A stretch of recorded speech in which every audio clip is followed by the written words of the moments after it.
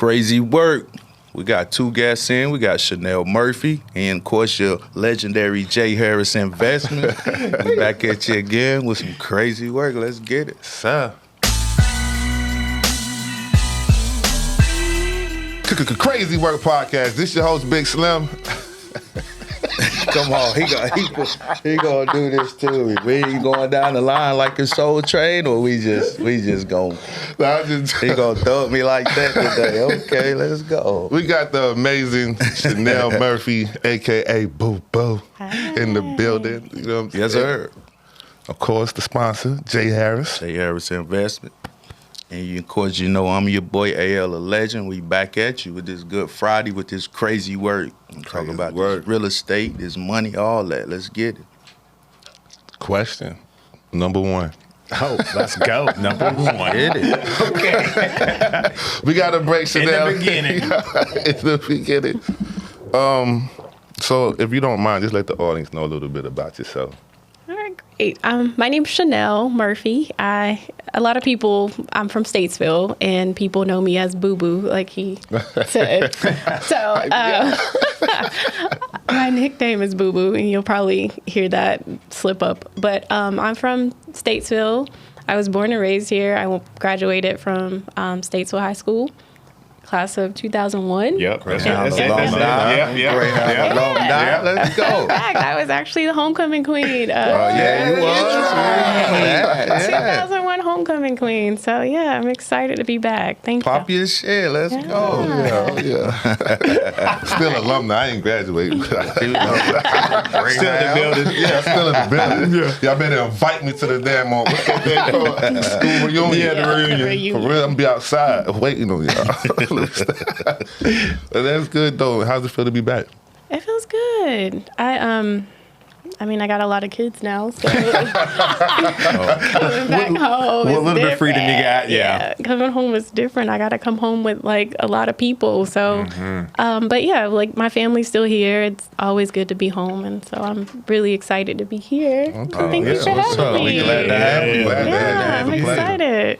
So the people can know a little bit about what you do. You're a real estate agent, right? Yeah, so I am a licensed real estate agent in Georgia. Fun fact, I've been licensed since 2006. Really? Major work. Right after high school. I know. Right. When I think about it, I'm like, man, that's a long time. You're OG in the game. Yeah. Well, I mean, so licensed since 2006 for real estate. The market did a little thing in 2008, 2009, and so I had to pivot. I went back and I got a master's in professional counseling, and so I did some work in mental health for about 8 years. I worked in a psychiatric hospital. I worked for insurance companies. And in Georgia, we have a crisis line. So I worked at the Georgia crisis line for about a year. And that's, it's like I felt like I was a 911 operator. Yeah, I was thinking like 3 o'clock in the morning calling you up. Yeah, I mean, it was really sad. Like like you take calls from people and it's 24 hours a day. Like people are just really going through it, like depressed and sad. And so the best way I could describe that job is like I felt like I got hit by a bus every time I left for work. Because like, you're constantly talking to people that are sad and depressed and wanting to do things that they shouldn't and do. that weighs on you too, Just like you carry that with you as well. Yeah. Negativity. Yeah. So mental health is real, and so we got to learn how to take care of ourselves. It's very real. Yeah, that's very real. Yeah. So after that, I came back to real estate in 2019. Okay. Then you guys know the pandemic hit in 2020. So I got back in. I got married. The pandemic hit. I got pregnant, and then I guess kept getting pregnant and kept getting kids. So Wasn't much to do during the pandemic. Yeah, so I got about 3 COVID babies. But Shout out to the babies. Oh, for sure. Yeah. So that's a little bit about me. I'm actively doing real estate right now, and I'm doing my mom thing full time, and I'm a wife, and so I'm just trying to make everything work. So that leads to this one question. Like, when did you feel like you're like, I could do it all? I could be a mom. I could be a real estate agent. Hey, I could try to shoot some content. I could write a book. I can do whatever. Like, I don't think that I'm still just processing. I was telling somebody the other day, like being a mom and being a wife and doing all these things, you don't really think about it. You just do it because it has to be done, right? Like you don't have time to like process it, and you're just going, doing because it never stops. So I don't think I've ever fully grasped that, I'm going to do all of this stuff. It's just, it happened, and now I just have to do it. They say a mother's work is never done. Every day. Never done. It's real talk right there. Never done. And so I have, we were just clowning about everybody having adult kids, and I got babies. But I have 2-year-old twins. Oh. 2-year-old twins. Bless your heart. You fresh. Terrible twos. Yeah, so 2-year-old twins. My daughter just turned 5 2 days ago, and then I have a 13-year-old son. So okay, so I'm a busy. small age gap, but not too much. Yeah, not too bad. Yeah. That's good. Yeah. That's good. That's good. You want them to grow up, at least one to protect. You know what I'm saying? It's rough, y'all. It's rough. If I start crying, don't just give me a tissue. I have 6. Or the wine. They grown now, so hey, let's go. That's a beautiful thing, though. Yeah, did I answer your question? Okay, so yeah, you definitely answered the question. I'm about to hit you with another one. So, let me see. Have you had to make any adjustments, like as far as like your schedule, as far as with parenthood, like when you first started having babies? Yes, adjustments all the time, because you can't really plan. I mean, you can do the best that you can and plan, and then things happen. So what I've learned now, or what I do sometimes, even with, kids get sick, and you just coming for you. I swear. Yeah, Y'all can't we don't want y'all to know the flies in here while we record. Yeah, We on TV. Y'all can't help like just that. let it land. You know, They're going for her lips, bro. It was almost in my For mouth. real. I'm sorry. She don't want to land on her face. I'm sorry. next gonna come to stop, but we better not see no roaches in this. I'm sorry. Shout out to my boy Slim. Happy birthday, my Happy birthday, dude. Appreciate it. Appreciate it. Yeah. Yes. I damn sure don't feel 43. Well, you don't I look don't. it either. I So that's appreciate it. good. Yeah. Minus the gray. That's what I'm talking about, my chick. I'm telling you, I still feel like I'm 19, man, sometimes. Yeah. Okay, so on the real estate side of things, can you tell us about your first actual sale and how that made you feel, or what did you learn through that whole process? Well, my first sale was a personal sale. Oh, was it? Nice. Yes, my first wow. sale. Yeah, my first sale, I purchased a townhouse for myself. Oh, salute. Yeah, for me to live in. So I was Yeah, like, oh, salute. okay. And actually, at the time, I was 23 when I purchased my first. Wow. Yeah, and I was in college. And I always like to tell this story because it's crazy. But if you bear with me. Oh, yeah. Go for it. Okay, so I'm from Statesville.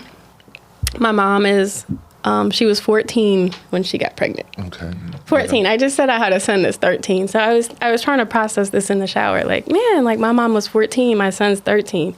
There's no way my son at this point in his life could take care of a child, right? So I'm like, okay, so my mom's 14, and I always like to share that because the way I grew up, my mom was a single mom. She was 14. We grew up on public assistance. My mom didn't work. Like, she was 14. Like, I have to keep, you know what I mean? So I have to keep like that in perspective. But when I was 16, my mom, I feel like my mom, and this is no jab to my mom, I love my mom, but I think she had some resentments. And so when I was 16, my mom put me out the house. And that's the story that most people don't know. But when I was 16 years old, I was still in high school, at Statesville High School. My mom put me out, and me and my cousin, we had an apartment. My cousin Dion, and she just passed away last month. Oh, yeah, I heard about it. Yeah, rest in peace to Dion. Dion, yeah. So Dion and I, we had an apartment together. And Not to cut you off, because this is really blowing my mind. In high school, high school. You had your own apartment. That's crazy work. Yeah, that's crazy. That's crazy work. Yeah, I worked at Red Lobster and I went to school and I did really well. Like I made good grades. I studied. I didn't party. Like I was determined to get out, right? Because it was I didn't have any other options. It's like I gotta get out of here. You know what I mean? And the only way I knew how to get out of here was through school. And so I used that to my advantage. And I was able to graduate in the top of my class. Like I said, I was homecoming queen. And I worked all the time. I always worked because I always had bills to pay. I had a car. I had to drive myself to work. I had to like literally take care of a whole household with me and my cousin at 16. Wow. So that's motivation. I have to, like I have to share that because it's not, I wasn't given anything. Like this wasn't something that just, oh, your parents had this or you grew up this. Right. Like I worked really hard and I just had to figure it out. And so I share that because when I was 23, I went to college and I decided I was going to buy a house. And I swear to God, to this day, I'm like, I don't even know where that idea came from. Nobody, you know, like other than my grandparents, nobody owned a house, right? Everybody rented. And so in my mind, I'm like, I never saw that really growing up. And and there's no knock to my family. They just didn't know any better, right? Like they didn't know any better. But it was something inside of me. It's like, you're going to buy a house. And I tried to get my cousins to buy a house with me. And I think they didn't understand it either. They're like, no, like we're just going to get an apartment. And I was like, well, fine. So I ended up buying a house. And it was a small 2-bedroom, 2.5 bathroom townhouse. Yeah. And I bought it, and it was probably 10 minutes from the college that I went to, so I could easily get to school, and I can easily get to work, and and the rest is history. So I started at 23, and so motivation for anybody out there, like you're never too young to get started, you're never too old to get started, you just got to get started. And I'm glad that you shared that story because it's like where we're at, you know, no shade toward any, body, but it's a lot of women that I see personally that I feel like don't know their own self-worth or they feel like they can't do it or they need somebody to do it. And I just feel like your story was real motivation because I didn't even know that about you. You know what I'm saying? Like you really held that down in high school because you still always had an upbeat spirit, always smiling. I never would have thought that. Let's be clear, for real. That was an amazing story, backstory for sure. Yeah, and that's that's kind of one of my superpowers, if I could say. Like God has just given me that spirit. I think I've been able to be in places and spaces with people, and I think they can feel my spirit, and that's just a gift that I have. But yeah, when I worked at this hospital, and it was a psychiatric hospital.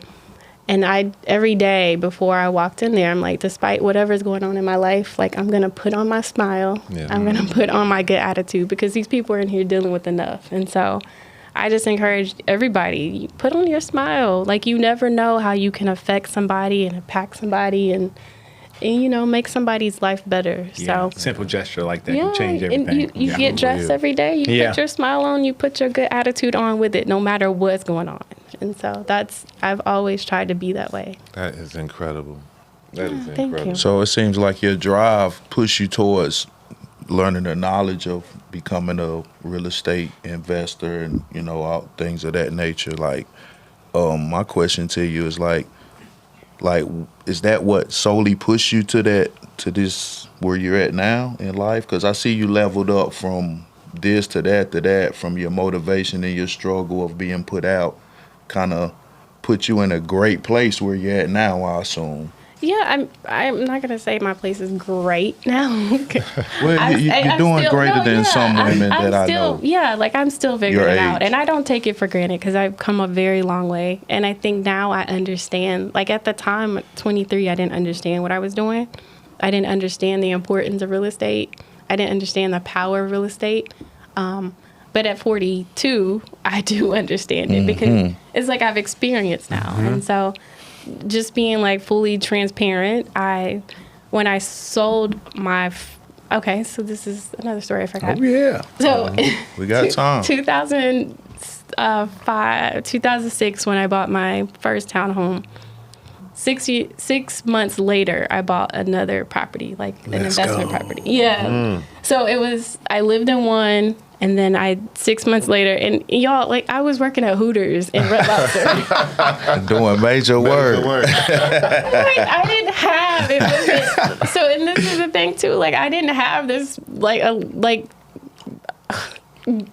what am I trying to say? I didn't have this elaborate, fancy plan, career and job. It wasn't planned. Like, I was working at Hooters and I was working at Red Lobster, and so I bought an investment home, and it was a single family home, and I rented it. And at that time, I don't know if you guys are familiar, but I had an interest only loan. Oh, yeah. I know all about I know it. Jamie A knows lot of about people it. were getting loans, and basically what that is you buy a home and you're just paying the interest. You're not paying the principal, right? And so, oh wow. and What? this, Wow. yeah, Just interest. you're just paying interest. And honestly, if you buy a property the first few years, it's gonna look like you're just paying interest anyway, You because are. it's not much towards the Yeah, principal. the way it amortizes, yeah. Yeah. But this one was all interest only. So everything that I was paying every month was going to interest. Like, I wasn't paying any on the Nothing principal. was being paid down, period. Right, Wow. right. How do you get out of that? So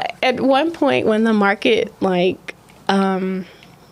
crashed, I owed a lot of money, right? Yeah, the like, because it was the principal was still high, the property values were going down. But one thing I love about real estate, if you just hold on, the market always shifts. Would you agree? Yeah, I agree. It always turns Always. around. And so, in the times when the market's low, then that's a good time to rent, and that's what I did. So I had, I think about 10 years that I owned that property, and I rented it for the whole 10 years. Ooh-wee. So somebody was paying my mortgage for 10 years. You know what I mean? Like, that's something you pop your collar for. I know. Yes, absolutely. Somebody paying your mortgage for 10 It's a boss years. move, And so for sure. I had like 3 different tenants in there, and good.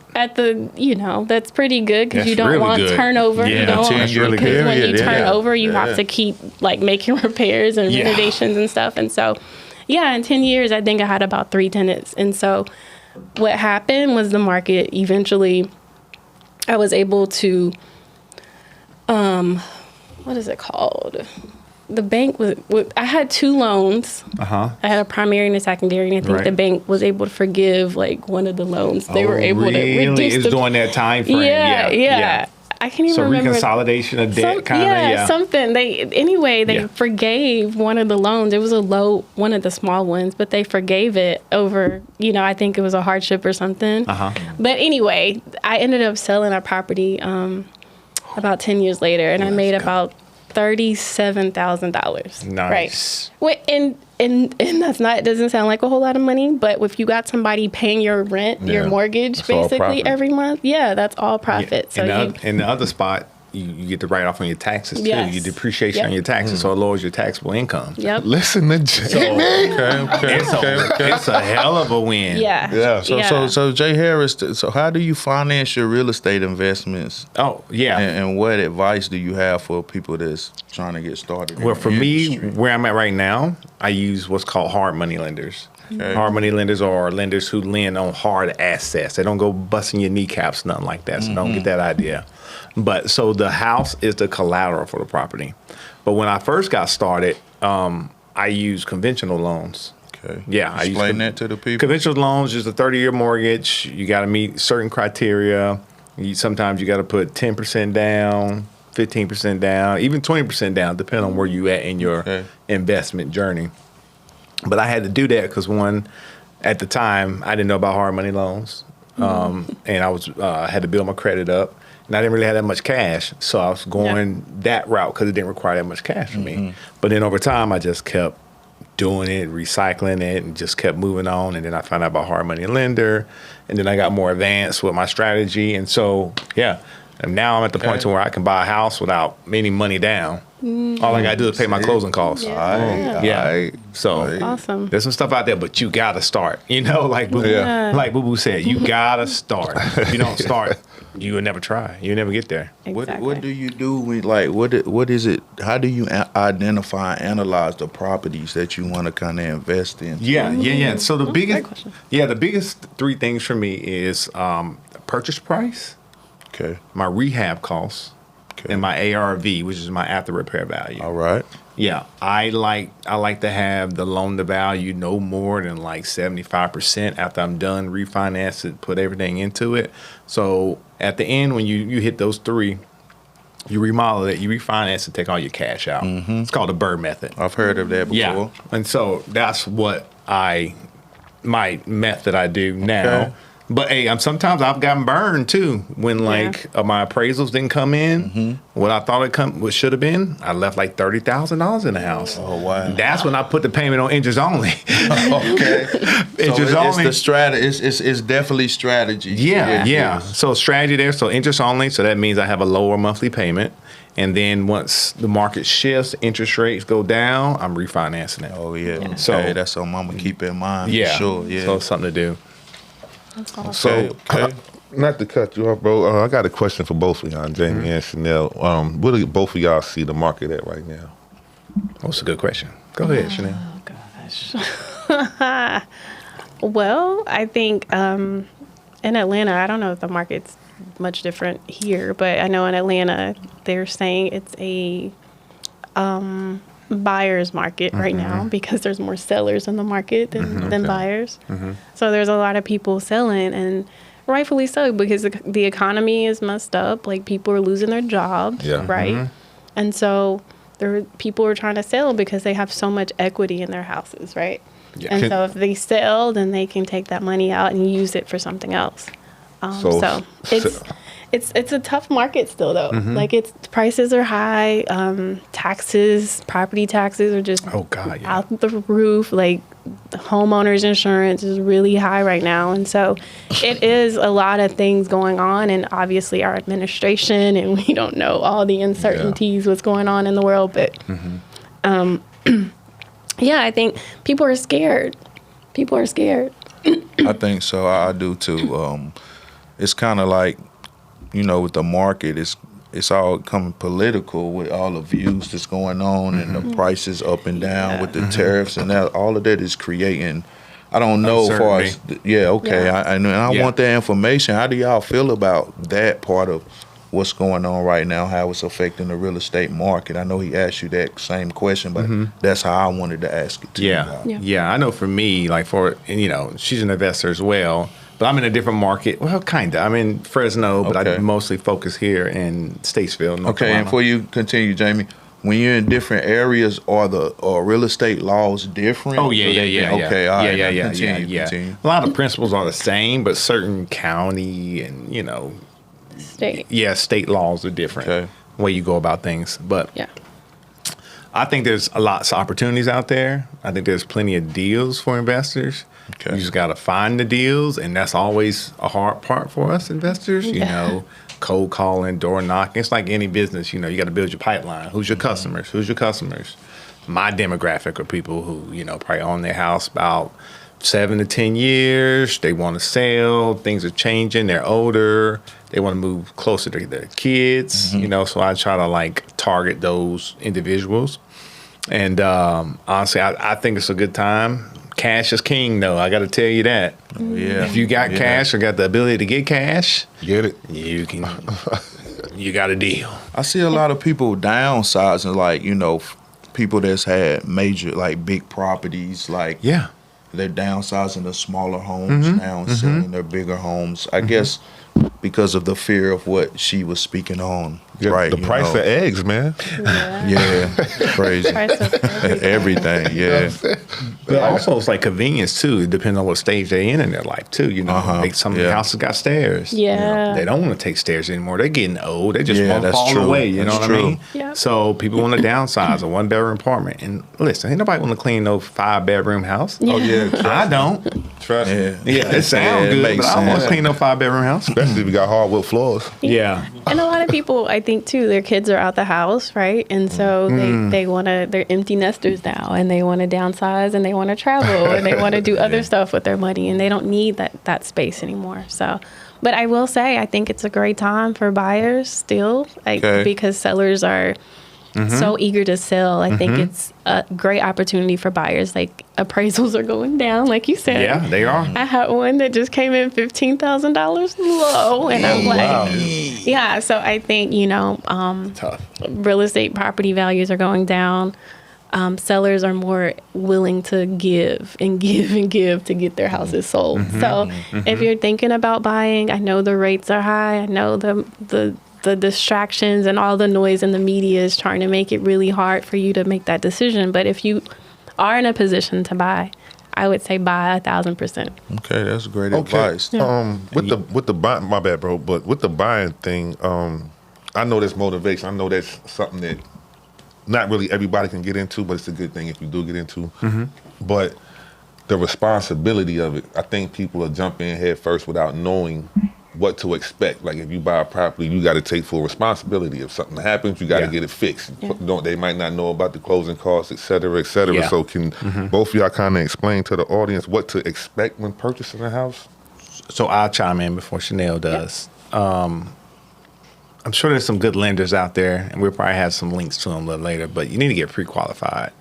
So that can give you a good idea of good head start, right? A head start. Okay. Even if you know you got some bad stuff on your credit, still go get pre-qualified to go see, okay, what's the steps? What do I need to do? There's a roadmap to this. Yes. It's there. People have done it before. You just got to go out there and do it.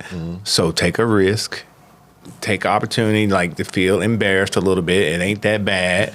They see these deals all the time. Oh, you know what I'm saying? You're not the first person with some delinquency, some bankruptcy, some credit score 400. Yeah, you ain't the first person. Ran off on Verizon. Yeah, you got programmed. You were young. Stuff happened. Stuff happened. So, well, go ahead, Shannell. No, I love that. I think that's perfect. Because I think that's a very important thing. Like, you don't know what you can't do until you try. And so a lot of people are even intimidated to even take that first step. Yes, sir. Go talk to somebody. It's free. It doesn't cost you a thing to talk to somebody just to see what you qualify for. And what I found too, a lot of people are so like you said, self-conscious, don't want to talk about their credit. They're all private. Like, you ain't did nothing that ain't nobody else has seen. So you ain't got nothing on your credit report that hadn't been seen before. And what I've learned is a lot of people are like, I always hear, I'm working on my credit. I'm working on my credit. You ain't even working on the right things in your credit. It don't take that long. It don't take that long. Let's go. Yes. So right. It does not take that long. And a lot of times, some of the stuff that's on your credit report might not even be relevant to the loan itself. Be so disputed, everything. So just talk to a professional. Let them guide you and tell you the step-by-step things to do. And you can own a home. It's not rocket science. It's really not. It's not that deep. Who cares? You could have a low credit score and you can work on it. There's so many things that can be done. But yeah, just take the first step and get out your own way and stop being so intimidated or fearful what somebody's gonna say. Crazy. People got credit problems, okay. Yeah. But you can still buy a house, and 100%. I wouldn't let that stand in the way of you trying to purchase a home. And speaking of that, could both of y'all share an example of a significant challenge y'all faced in your real estate career? Ooh, let's see.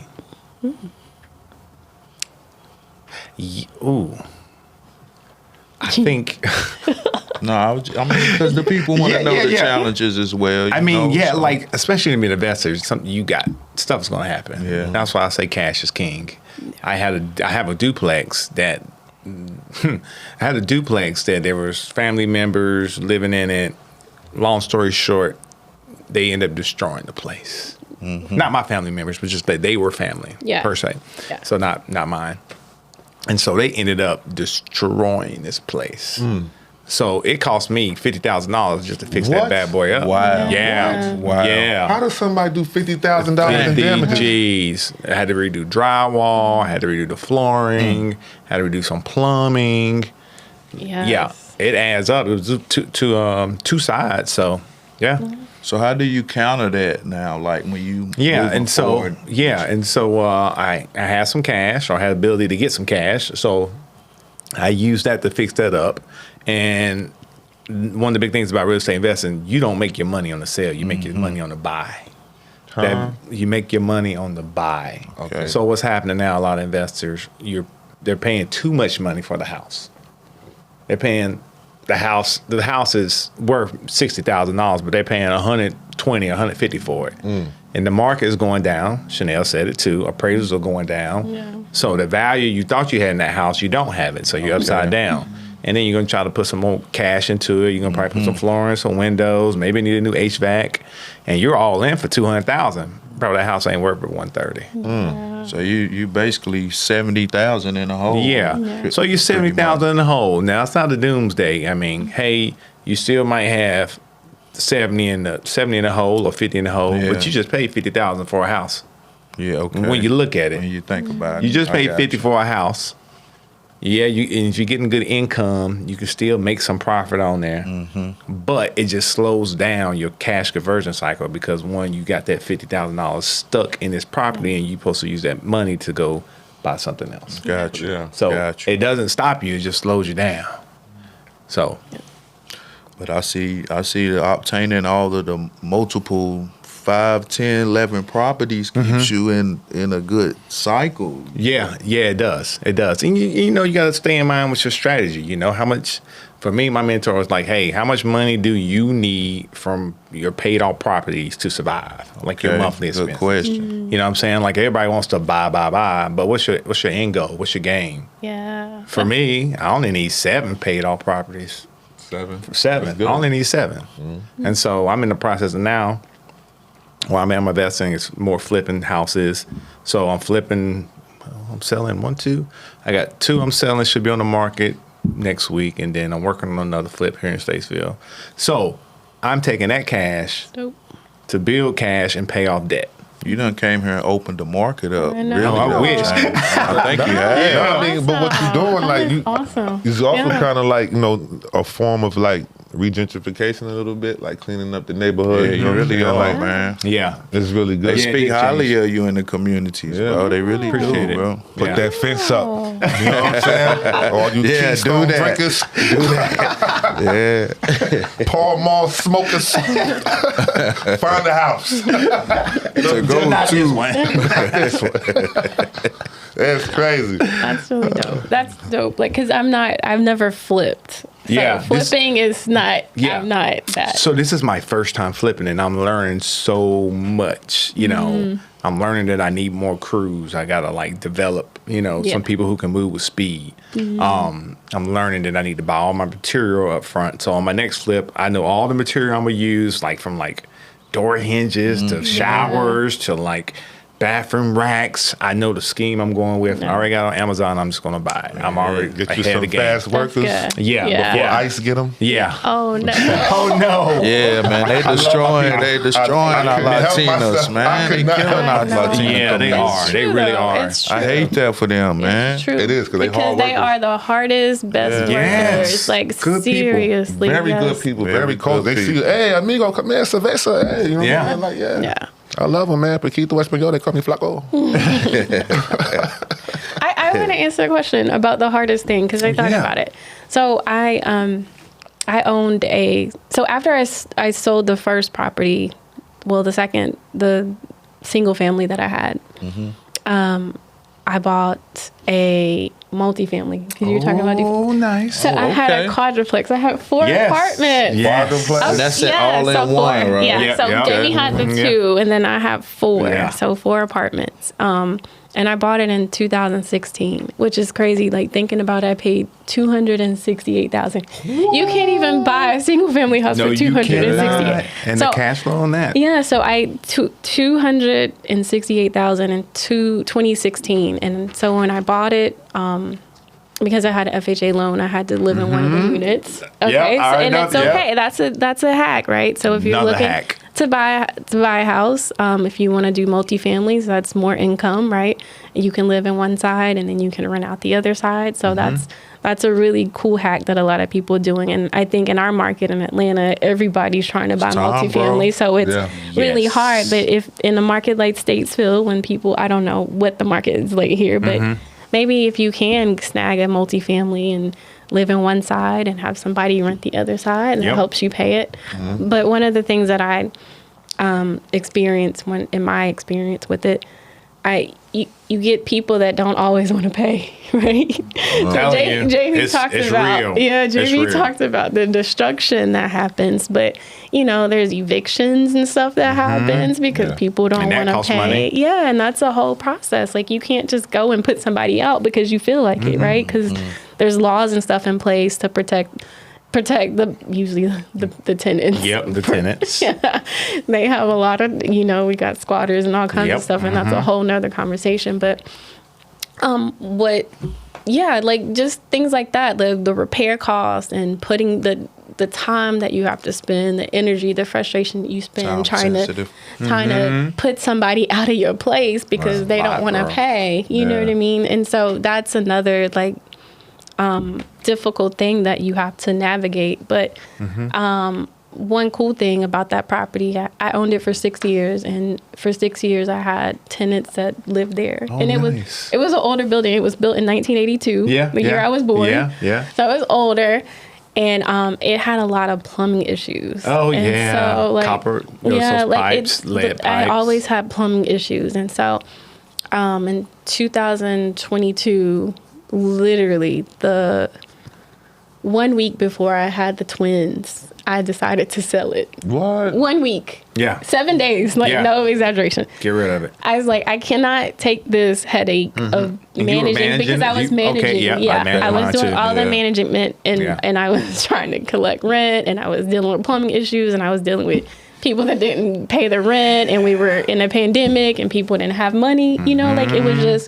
It was a really hard time. And so I was like, I can't have twins and manage this property. Somebody's gotta go. So I sold that property, y'all, and 6 years later, and I made $520,000. I believe it. I believe it. The appreciation. $520,000. I believe it. In 6 years, and I had somebody living and paying the rent for me. You know what I mean? And so, and that's what I mean. Like, there's so much power. $520,000 every single month. Tenants were paying my rent, paying my mortgage because they were paying the rent when they were paying the ones that when they were paying. But I sold it, and $520,000. A girl from Statesville with a mom who was 14. You know what I mean? Like that's pretty deep to me. Like that was a huge win for me. Great people from Statesville. And so so I and when you were talking about strategy, so I never touched that money. Nope. As you pay Uncle Sam is 35%. The capital gains, it would have been 20%. Oh, it's 20%, okay. Yeah, it would have been 20%. Don't forget you got to pay your taxes. I don't care what you think, don't pay your taxes. Isn't there a loophole, though? Yeah. It's a loophole that you immediately invest, right? I did. That's what I did. A 1031 exchange. There you go, 1031 exchange. Yeah, I reinvested. So I never touched the money. I don't got it. Yep, you don't. Looking for me. I ain't got it. You can't borrow nothing. I don't have it. I have to tell. Nope, I ain't got it. But what I did, to defer the taxes. Yep. Because I would have had to pay 20%. 20% of 520 is about $105,000. And that they would have just took it. Yeah. You know what I mean? And so my husband was saying that taxes was like the biggest threat to the middle class. Like taxes, right? It is. So it really is. They would have taken that, but what we did instead is we took that money and we put it in a 1031 exchange, and basically it's just an account, like you have an intermediary that keeps the money for you, and you have 45 days to find another properties. Right. Yep. Only for, and it's just really identify. strict. You have to identify it in 45 days. Like, you don't have to close on it, but you get three properties that you can identify in 45 days, and you have 6 months to close on one of those properties.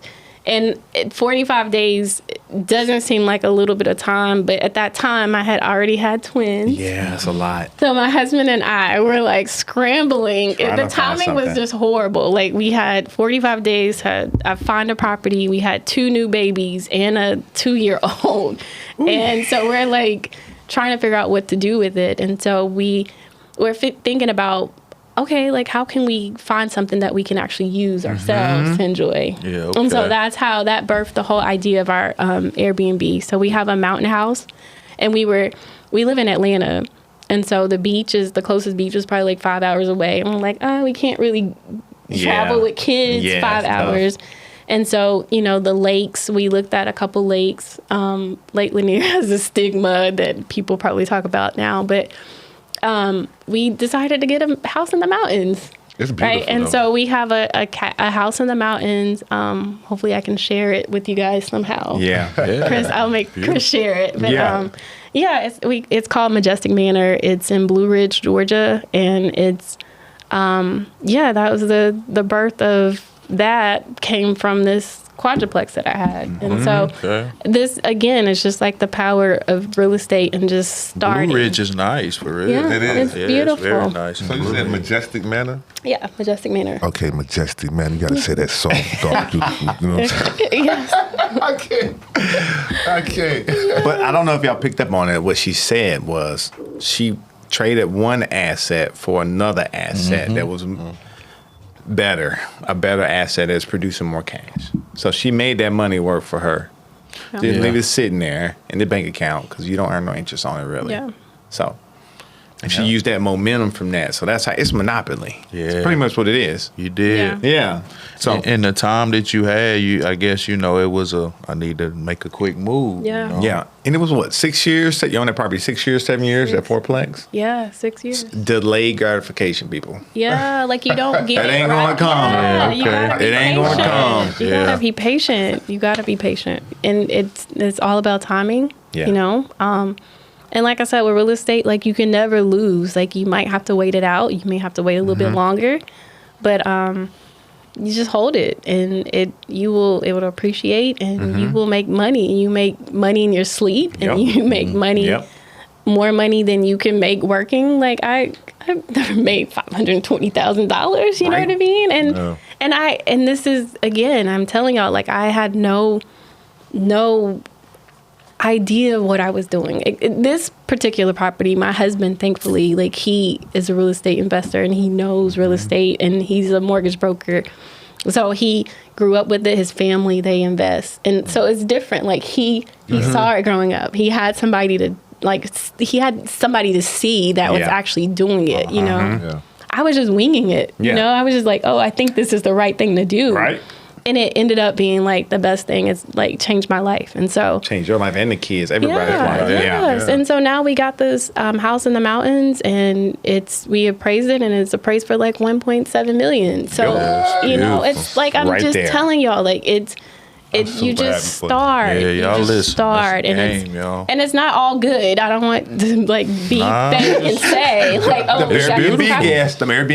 Like it's not always that great. And you manage your Airbnb, right? We have a property management company. But you still got to deal with it. Yeah. But it's just so much power in real estate. Like I love it, and I talk about it. I can talk about it all the time, and I just want people to realize that. Yeah. You can do so much, you can get so much, but you just got to start. Like, make the call the lender. Just call and just see. You be your own landlord. You don't have to pay somebody else's rent. It's true. Yes, sir. That's good advice. So, off of that, let me ask both of y'all, what mindset shifts were critical for both of y'all's success as investors, though? I go first. Yeah. I think for me, one of the most important ones was self-love. Like I had to love myself. Explain how self-love. That I was worthy enough to do this. Because sometimes and that's back. Come on. Yeah. We was doing good. We was doing great, man. We was doing good. They're going to think we right behind the project. So, sometimes you feel like you're not worthy. Like, who am I to have this place? Who am I to be doing this? I don't know what I'm doing. And you learn, don't nobody know what the heck they're doing. Yeah. You're just making it up as you go. You're just trying to make better decisions and learn and pivot. Yes. But I had to learn how to love myself and appreciate who I am and where I've been and where I'm going. So, and to be honest, I still struggle with it sometimes. You go back, what am I doing? Am I making a bad investment? Yeah. But then I'm like, oh no, this is pretty good. That's okay. Yeah. You know, get out your feels, get out your head. I love that. So, that was one of the things for me in my mindset.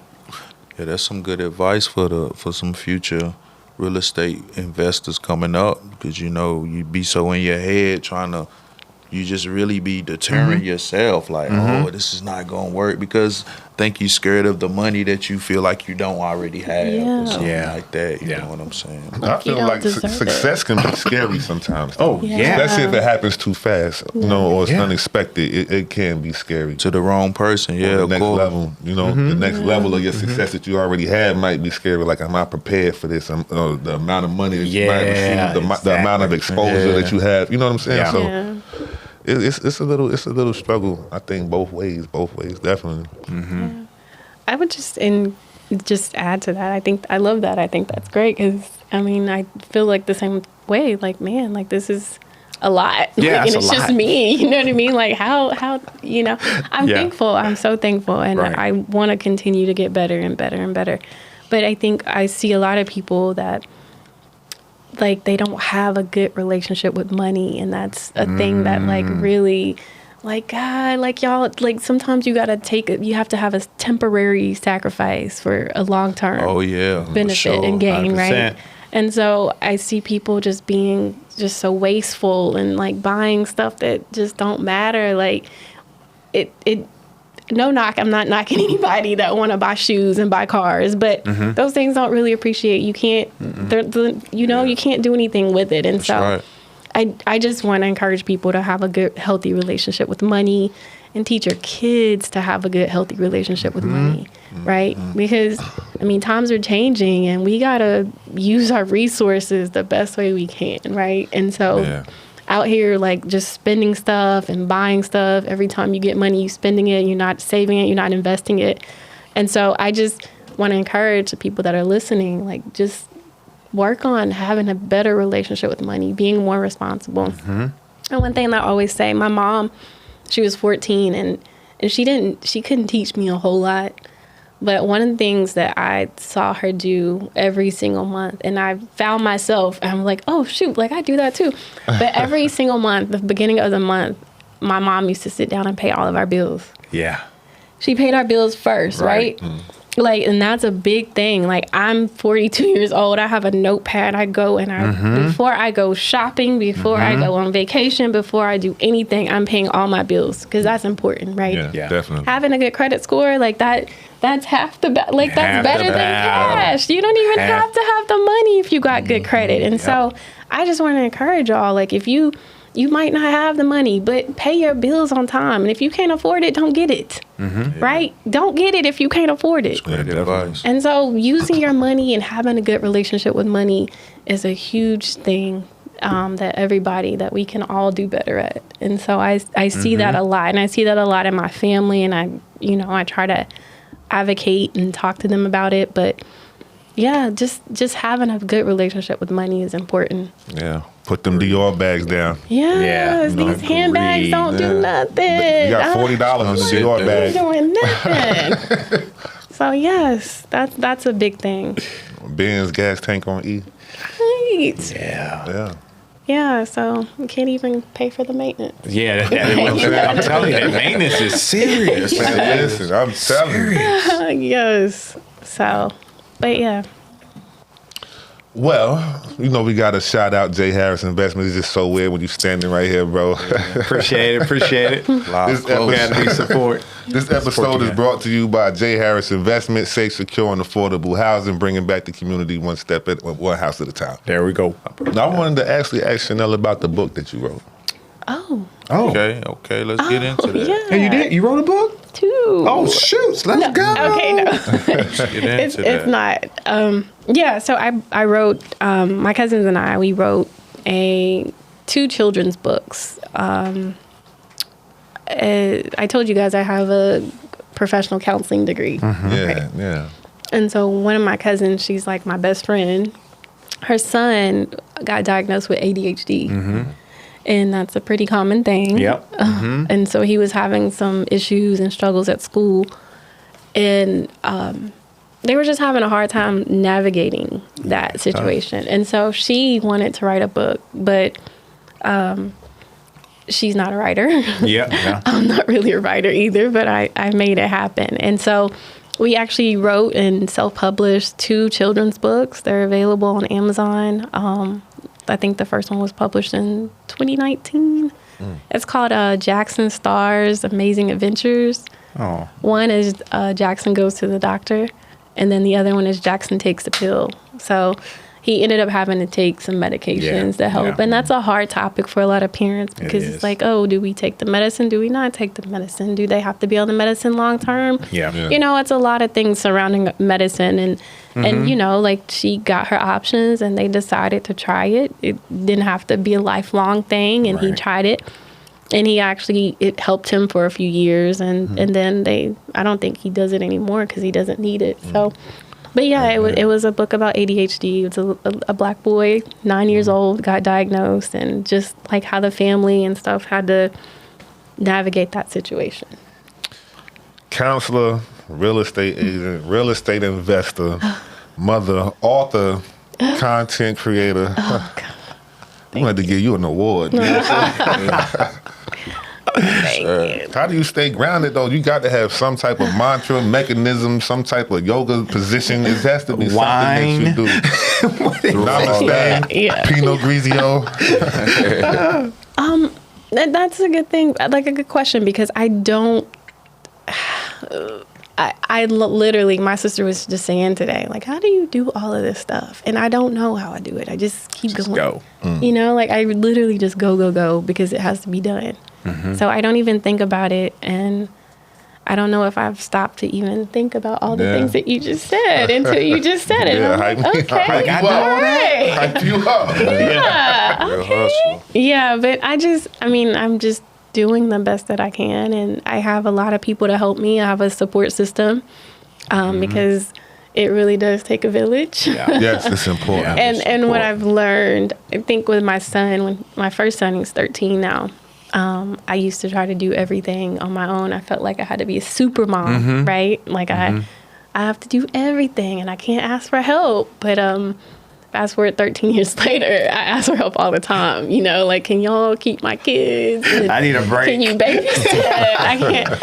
Yeah, and that, I mean, it's power in speaking and telling people what you need. Yeah. Right. I think our community, we don't tell people what we need enough. We want people to guess and try to figure it out, and we can't. And so communication is really important, and that's something that I've done a better job about. Is when I need help, I say I need help. If I can't do it, I can't do it. So just speaking up and telling people what you need is important. Yeah, I believe that. I like that. That's pretty cool. To both of y'all, do y'all have any like new up and coming projects, launches, anything new going on? Jamie, I know you do. Yeah. I just texted my realtor right now. He was asking me a question. Yeah, I'm going live on the used to be my primary home. Actually, one of the first homes I bought, me and my son. It's kind of not really emotional, but I had to like take a step back from it because it's like it's our house, but it's like it's an asset too. Yeah. My son off doing his own thing. I got more houses for him, but yeah. So I'm listing that one, and then I'm just finishing a flip here in Statesville, and super excited about that. So hopefully that should be launching next week. And we still got staging. Staging went in today around 4:00. Got some pictures coming this week. So yeah. So those are the two things I got going on. Yeah, and then I got a tenant just moved out, so I need to go check out the apartment, and we got to start the rehab on that one, fix it up, paint, holes, plumbing, whatever we got. So yeah, a couple things going on. Good thing. Yeah, I guess for me, I don't have anything new. Majestic Manor. Yeah, I mean, Majestic Manor is an ongoing thing because it's it's Airbnb and it's a really tough market. What I've learned, and so I like to be very honest and transparent, it's not, I mean, I think people will see it and it's like, oh, you guys make a lot of money, and that's not always the case. You know, there's some months that we don't make enough to pay the bills, right? Because when you think about it, we got a mortgage we have to pay, we got lights we got to pay, we got internet we have to pay, we have to pay for landscaping, we have to pay for, you know, there's like trash. a lot of stuff, trash. We have to pay property management companies. It's a whole lot of expenses. And so I don't want people to automatically think like you own real estate, that you have all this money. Cause you do not. There's some months that we don't make enough and we just have to come out of our pocket, and that's just how it is. And there's some months that we break even and we can at least pay the mortgage and pay all the utilities. And some months we make a little bit more and we put that in the account, and you know, we save it for the times that we need it. So how do y'all strategize that? Well, sometimes you try not. I mean, you just got to put a little cash away each time when the rainy days. I know for me. Yeah. Because the sun does shine, but it's going to rain as well. Yeah, you're going to have those cycles. I had 2 air conditioners go out one time in Fresno, California. Now, if you know Fresno, it's hot. It's like 100, 110, 118 in the summer. Yeah, in the summer, standard. Wow. And so 2 of them went out at once. I had to ante up some cash, and then, you know, luckily I had my W-2 job, so it helped out a lot, but I had to figure it out. Yeah. So it's an emergency fund for real estate as well as an emergency fund you for gotta the have house. some cash. If you got a home equity line, something to tap into. Yeah, and like for us, it's even with any of my properties, I've always had a separate account, right? Okay. And so you keep your stuff separate. Okay. You don't mingle. Commingle. You don't mingle with your personal. You're supposed to keep it separate. And so even like when the tenants were paying rent and I got extra money, like that money would go into the business account for repairs, or when the HVAC went out, or when the roof had a problem, or when there was leaks or plumbing or stuff. So you don't just spend the money when you get it. You put it away in an account and you use that money out of that account, and that's how it continues to pay for itself. Yep. Right. Okay. And so if it's a good investment, it's going to continue to pay for itself. And, you know, like some months you just may have to tap into your own personal. Yeah. And that's just kind of part of the game, you know. Yeah. It's not always good. I don't want to paint this picture. It's always good and we always making money, because that's not the case. But, you know, I mean, it's a good long-term investment for the most part. I mean, you do short-term, but all of mine have been long-term. Yeah. I mean, like this, I said, I'm selling this property. Yeah, I got like $70,000 for cash locked up in this thing. I'm waiting on my money to come back. Yeah. You know what I'm saying?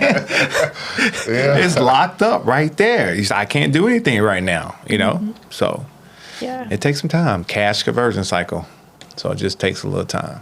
Patience is a virtue. Yeah. Yes. At all times. What you got going on over there, Brody? See over there on that iPad? Nah, I'm just, you know me, just looking through. So, so y'all guys, what is y'all process for vetting potential buyers to ensure they are serious and financially qualified, like far as the way y'all go about it? More for you, huh? Well, because I'm also a real estate agent and I work with sellers, I can kind of speak to that point. When I'm working with my clients, the buyers that come along, we have to see like a pre-approval letter, and that was the letter that we were talking about with the lender. Okay. We want to make sure that they're able to actually purchase the property that they're looking at. We want to, and from an agent standpoint, there's very little that we do because we don't see financials and things like that. We get a pre-approval letter. Oh, okay. So, I know that's seen financial. Yeah. So the loan officer, the lender, the bank, they get all the financial information. Me as a real estate agent, personally, I don't get that information. Okay. Right. I just get the pre-approval letter, and then I can call the lender and like say, okay, is this valid? Yeah. Because now you got to call. ChatGPT. Yeah, because I mean, people. When people will falsify documents, I mean, it's easy to do that, and not telling people to do that because that's against the law and you don't want to end up in prison trying to falsify stuff. But yeah, you just call and you verify and make sure like, okay, these people are actually, this is a legit letter. Okay. These people can actually buy. And that's kind of the main thing, the main vetting process that I do as a real estate agent when somebody's trying to buy. All right. And for me, as far as with rentals, you know, I have a site I use, and that's a pre-qualification. And so I kind of like get some demographics about, you know, how long they work, you got any evictions, you got, I mean, how long you been at your job. So it's a list of questions. And I'm not saying like I don't let people in my properties that have evictions because things happen. You know what I'm saying? You were younger, you know, you was on the lease with your boyfriend or girlfriend and just didn't work out. And so that doesn't stop me. But some, you know, some real estate investors are like, no, I don't want any. Do you go off a time frame, how long it's been that they had that? Yeah, most definitely. That'd be nothing recent. Nothing recent. Yeah, if you're at your last place and you just got evicted, no, I'm not. Okay, I got you. I'm sorry. Just want people to get it misunderstood. You know? I mean, more than one eviction might be like a MO. Yeah, I think so. Exactly. You got 3, you can't really explain that. I don't care what you ain't no way. Not a way. You tearing up houses, you know what I'm saying? Yeah, and sometimes you just try to do the best you can, you know what I'm saying? Word of mouth, I check your Facebook. Probably not legal, but I check it. But you don't get you get the pre-approval as well. But what about the financials? Yeah, the questions. I see the financials. I look for their how much money they're making and will they be able to pay the rent. Okay, so, all right, cool. A lot of people like to see 3 times, like to gross 3 times the rent. That's crazy to me. It's tough. It's tough. But I understand it, but it's kind of like it is. It is. And so I usually do like 2, 2.5. So I don't go 3 because it's really a lot. All right. So you know what I'm saying? Love y'all, man. We're gonna tap in with y'all next week with more. If it ain't crazy, then what the fuck is? Let's go. This is Krazy Work Podcast.